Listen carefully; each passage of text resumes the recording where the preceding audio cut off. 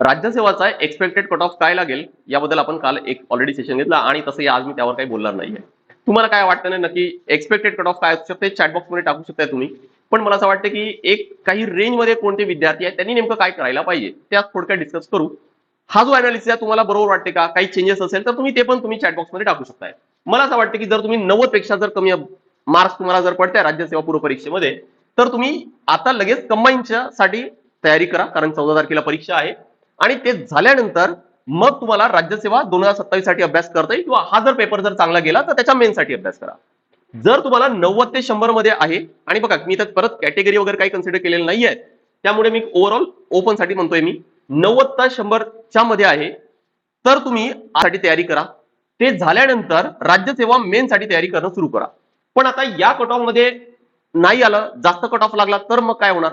म्हणून मी हे म्हणतोय की स्टार्ट कशापासून करायचे, मराठी आणि इंग्लिश पासून करा. कमीत कमी या मराठी आणि इंग्लिशचा फायदा तुम्हाला राज्यसेवा मेन्स मध्ये होईल जर सिलेक्शन म्हणजे कट ऑफ क्लिअर झालं राज्यसेवाचा, तर नाही तर कंबाईनच्या मेन्स मध्ये तर होईल, कारण तिथं मराठी आणि इंग्लिश फार इम्पॉर्टंट आहे. त्यामुळे इथं मराठी आणि इंग्लिश पासून तुम्हाला सुरुवात करता येईल. जर 100 पेक्षा जास्त आहे, कंबाईनचा फॉर्म भरलाय तर नक्की द्या, पण वेळ न घालवता लगेच राज्यसेवा मेन साठी तयारी करणं सुरू करा. आन्सर रायटिंग प्रॅक्टिस अग्रेसिव्हली सुरू करा. आणि 105 किंवा 110 त्यापेक्षा जास्त आहे तर मला असं वाटतं की चांगला एक चान्स तुम्हाला मिळालाय. कंबाईन करायचं की नाही करायचंय हा तुम्ही स्वतः ठरवता येईल, पण मेन्सच्या मागे लवकरात लवकर लागायचंय.